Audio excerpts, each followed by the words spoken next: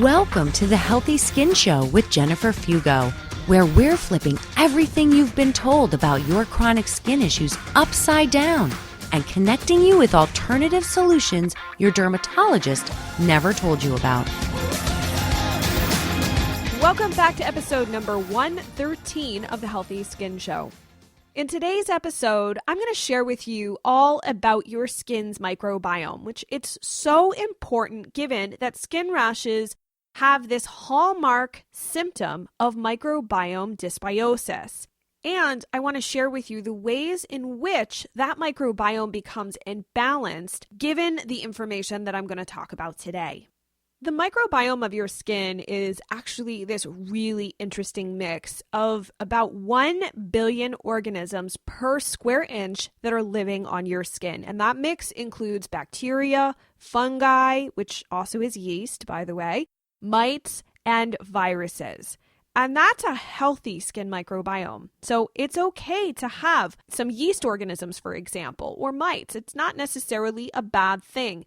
A lot of times we just think that a microbiome should be bacteria, but it's a large community of different organisms. As far as bacteria is concerned, there are 19 different phyla, different types of bacteria that are found on the skin, with 3 to 4 that predominate: actinobacteria, firmicutes, proteobacteria, and bacteroides. What's equally interesting is that the mix or blend of these organisms and bacteria differ depending on the zone of the skin in which they live. There's actually 3 different zones on your skin: sebaceous, also known as oily, moist, and dry and flat. Pretty cool, huh? And what's also interesting is that your microbiome on the skin is considered a lipidome, meaning that it actually is fat-loving. So the bacteria there metabolize fats or lipids on the skin, which is a real departure from the microbiome of the gut, which we're used to hearing a lot about, wherein the bugs in the gut like to consume fibers, also known as prebiotics, right? This is totally the opposite. The bugs on the skin love and thrive on lipids or fats. And what's equally interesting, but probably not entirely surprising, is that the skin's microbiome changes throughout your entire life. So what you were initially born with or had as a baby or a child differed once you got to your teenage years, and again changed throughout the years to the point where once you are elderly, your skin's microbiome looks very different from how it looked at birth. One integral piece of this puzzle is the environment in which the skin bugs live. And what I mean by that is looking at the specific pH. And when I talk about pH, in case you're not too familiar with this, what you might be familiar with is acid versus alkaline environments. So for something to be considered acidic, it has to be of a pH from 1 to 6. 7 is considered neutral, while alkaline is from 8 to 14. The most acidic something could be would essentially be a 1 on that scale, whereas the most alkaline would be a 14. While this scale doesn't sound all that fancy, right? It's 1 to 14 essentially. The jumps up between each individual step, so 1 to 2, 2 to 3, 3 to 4, so on and so forth, are actually quite large steps. So if something requires an environment to be at, say, a pH of 4, except you added something that caused the pH to be now a 7, that can have a dramatic impact on what can either grow or thrive in that particular environment. With all of that in mind, the skin's ideal pH needs to be somewhere between a 4.5 to a 5 on the pH scale. Now, let's put that in a bit of perspective. Water, for example, is typically somewhere between a 6 to an 8.5, so it's more alkaline than the pH of your skin. Soap tends to be even more alkaline, somewhere between a 9 to a 10. And this is where we start to get in trouble. When we start using products that are way more alkaline than our skin needs to be. And you might say to yourself, wait, hold on a second. my skin needs to be somewhere between a 4.5 to 5. So that means that my skin environment is supposed to be more on the acidic side. You may have heard a lot of people talk about alkalizing their body. We want everything to be alkalized. But the reality is that not every area of the body needs to be alkaline. And in fact, it would be incredibly harmful for the skin's environment to become more alkaline. And I'm going to explain that to you with a very simple example in a moment. But the first piece to the puzzle is to recognize that a lot of soaps and cleansers are so much more alkaline than that of our skin, and it does therefore impact the pH of the skin when you clean your face or your body. Just as an example, Dr. Bronner's Pure Castile liquid soap falls at a 9.3 on the pH scale. Their Pure Castile bar soap falls at a 9.8. So clearly those products, while yes, they may be all natural, and I even use them, but on my body, not on my face, are way more alkaline than that of your skin. And to make matters worse, what people do after they wash their skin makes a huge impact. So let's say you use some sort of liquid soap and it's at a 9.3. Well, you've now alkalized your skin to a point that may not be sustainable. And then what you put on your skin can also impact it. One of the articles that's, I think, the most popular article on skinterrupt.com is all about coconut oil and using coconut oil on the skin. Coconut oil has a pH of 8. So it too, while it's close to being neutral, it is on the alkaline side. So think about that for a second. If you add a 9.3 soap to your skin, and then you top it all off to remoisturize with another oil or another product that is on that alkaline scale, your skin starts to consistently become more alkaline. And you slowly move away from that really important tight range of 4.5 to 5. And because a few people asked about why I tend to suggest more like avocado oil or olive oil, their pHs are much closer to that of the skin.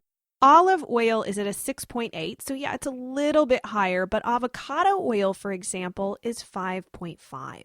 And even hemp seed oil is pretty close as well.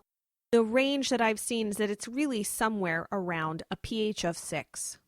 I certainly have other issues with coconut oil that you guys know about because it's too antimicrobial. It's difficult to absorb through the skin because the lipid molecules are just way too large. You can go check out the article on skinterrupt.com. I'll put the link directly to that article in the show notes of this episode for you to go check out.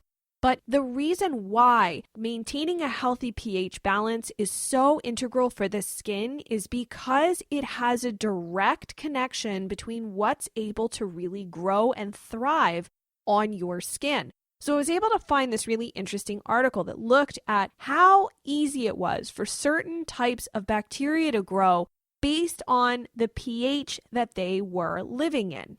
Now for the example. I wanted to share this because I thought it was super fascinating because as teenagers, we're told we have to wash our face and we're using what end up tending to be pretty harsh chemicals and soaps on our face in an effort to not end up with acne. Well, the particular bacteria that plays a role in the development of acne called P. acnes actually has the ability to take the sebum that your skin naturally produces and turn it into something that's highly inflammatory. Now, I found this study that looked at these different bacteria that live on the skin and the environments based on their pH in which they thrive. And what the researchers found was that P. acnes, quote, grew much better in the pH 6.0 to 7.0 range, end quote. And this is significant because it grew better in that particular range than in an environment that was acidic or very alkaline.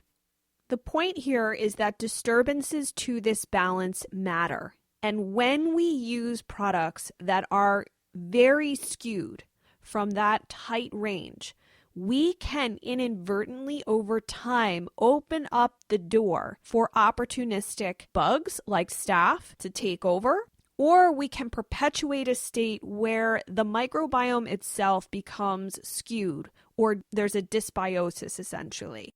And I will say this, it's usually not just one thing. What I have found in my clinical practice is that there's a number of issues that have been going on for a very long time that create this almost perfect environment for the skin rashes to emerge. So while it's easy to just blame your cleanser or your moisturizer, or your choice in oil, that alone is probably not enough. In some individuals, it may be one of the main driving factors. And I have heard stories from readers and listeners who discovered that just from using coconut oil alone, that had triggered their rashes, and when they stopped using it, the rashes subsided. But for most people with long-standing chronic issues, coconut oil or a particular type of moisturizer or cleanser may not be the main problem here. It's just one facet. It's my hope that in having this type of conversation to understand how integral it is that we work toward moving the skin microbiome back to this healthier state through a number of different facets, right? Not just the internal, but also the external. We can better understand how to support our skin even moving forward once the rashes hopefully stop. While I know that this episode got a little bit nerdy, now you know all about the pH scale, acidity, alkalinity, and where your skin needs to be and how important that is. We're going to talk more about the different facets of the skin microbiome in future episodes, so stay tuned to that. In the meantime, if you have any questions or comments, or you want to take a look at all of the research that went into this particular episode, you can head on over to skinterrupt.com/113. Leave your thoughts there. That way we can keep the conversation going. I would love to know what you think about this and if you find this pretty eye-opening. Before you head off with the rest of your day, make sure to rate, review, and subscribe to the show. That way, the next episode lands on your mobile device.